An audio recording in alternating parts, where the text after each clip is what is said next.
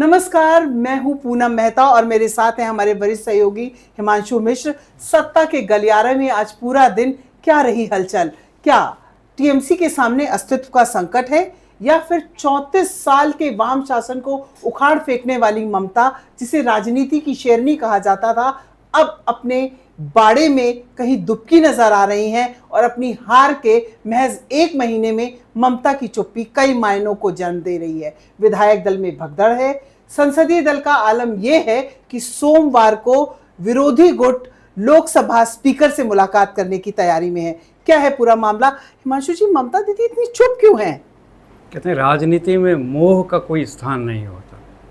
वो मोह जो उनका मोह अभिषेक बनर्जी अपने भतीजे के लिए है, सारा संकट अब वो सामने आ रहा है। पहले दबी जुबान में उनके करीबी अभिषेक बनर्जी के नेतृत्व क्षमता को लेकर के, या ममता जो उनसे अंधविश्वास करती थी, उनको हर चीज़ में आगे करती थी, तो दबी जुबान में ये विरोध था। लेकिन अब वो खुल करके सामने आ रहा है। ख़ास तौर से जब विधायक दल के टूट के बाद फिर संसदीय दल टूटी, उसके बाद जब ये चर्चा हुई कि अब टीएमसी का कांग्रेस में विलय हो जाएगा, तो उनके जो करीबी जितने लीडर्स हैं उनके मन में है कि फिर हमारा क्या भविष्य होगा। यानी कुल मिलाकर ममता दीदी जो अपने भतीजे मोह में पड़ी हुई हैं, उसको लेकर पार्टी नेताओं में बहुत अविश्वास है, आप कह रहे हैं? जी, तो जब विधानसभा चुनाव हो रहे थे, जब टिकट वितरण हुआ था वहाँ, तो 70-72 लोगों के जब टिकट काटे थे इसने टीएमसी लीडरशिप ने, तो उस समय मुझे एक बहुत करीबी नेता ने कहा था कि ये उन लोगों के टिकट काटे गए जो ममता के करीबी थे।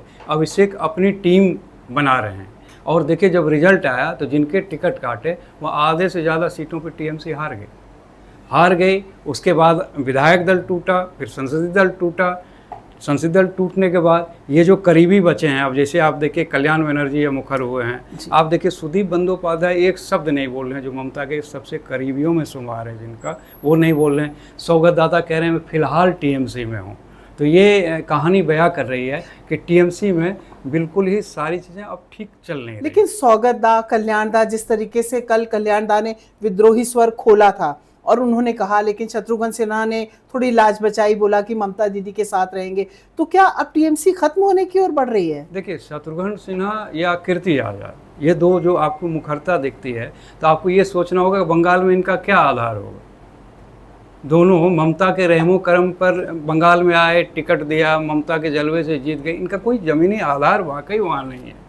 या जो भी बचे हुए हैं, कल्याण बनर्जी, सुदीप बंदोपाध्याय, सौगत राय, इन लोगों को छोड़ दें, जो भी 3-4 इनके अतिरिक्त बचे हुए हैं, इनका वाकई कोई ज़मीनी आधार नहीं है। मुझे लगता है खुद ममता दीदी असमंजस में है पूरी तरह से। अब क्या करना है? असमंजस का कारण भी यही है, उन्हीं अभिषेक की भविष्य की चिंता उनको सता रही है कि मेरे बाद अभिषेक का क्या होगा। तो क्या विलय संभव है?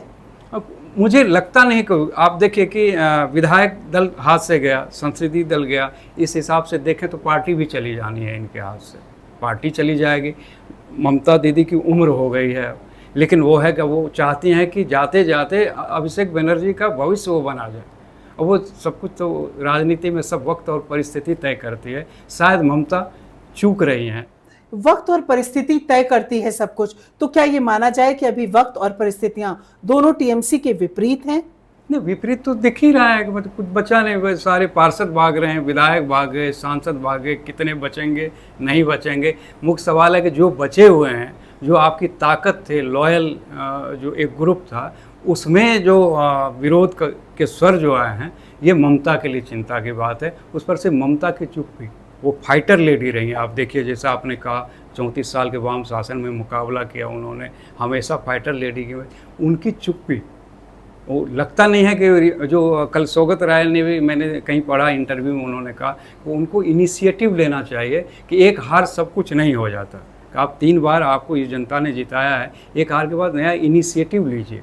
इनिशिएटिव नहीं दिख रहा ममता से। और ये जो 2 मुलाकातें उनकी सोनिया जी से हुई हैं, फिर अभिषेक राहुल गांधी से मिलने गए हैं, ये जो विलय वाला जो चल रहा है, चल तो रहा ही है, तो उससे भी इनके जो लॉयल कैंप में भगदड़ है कि भाई वहाँ अभिषेक का भविष्य तो बन जाएगा, ममता दीदी भी कोई पद पा जाएंगे, लेकिन कल्याण बनर्जी का क्या होगा, सौगत राय का क्या होगा, सुदीप बंदोपाध्याय का क्या, डोला सेन का क्या होगा, तो ये जितने लोग बड़े ताकतवर रहे हैं, तो इन लोगों को भी अपने भविष्य की चिंता सता रही। तो ये नया संकट अब टीएमसी के सामने आ रहा है।